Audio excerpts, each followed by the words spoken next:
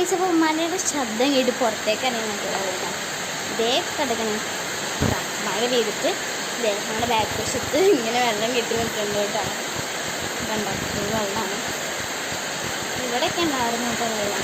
കുറേ വറ്റിട്ടുണ്ടായിരുന്നു. ഇതിപ്പോൾ നിറച്ചും വെള്ളമായിരുന്നു. പിന്നെ ഈ ഭാഗം കുറച്ച് കുണ്ടുള്ളതുകൊണ്ട് തന്നെ ഇവിടെ നിറയെ വെള്ളമുണ്ട്. മിനിയേച്ചർ തോട് കണ്ടോ. വെള്ളമൊക്കെ ഏകദേശം വറ്റി തുടങ്ങിയിട്ട് കുറേ ഉണ്ടായിരുന്നു, നിറച്ചുണ്ടായിരുന്നു. സ്റ്റെപ്പും അതായിട്ട് വെച്ചിടാൻ പറ്റില്ല. ഇവിടെ വരെ വെള്ളമായിരുന്നു കേട്ടോ. അവിടുന്നൊക്കെ വറ്റി നീര് വന്നിട്ടുണ്ട്. മിസ്സിന് നല്ല ആഗ്രഹം ഉണ്ടായിരുന്നു കേട്ടോ മഴയത്ത് കളിക്കണം, ഇറങ്ങണം, അതേപോലെ പുഴയ്ക്കൊക്കെ പോകണമെന്ന്. ഇത് ആഗ്രഹം മാറ്റാൻ ഈ മിനിയേച്ചർ തോട് മതി ഗൈസ്. തോടിൻ്റെ miniature guys. നിങ്ങളെ വീട്ടിൽ എത്ര ആളാണ് വീട്ടിൽ ഇതേപോലെ വരുന്നത് കമ്മിയായിട്ട് ഗൈസ് പറയാൻ അറിയുമോ?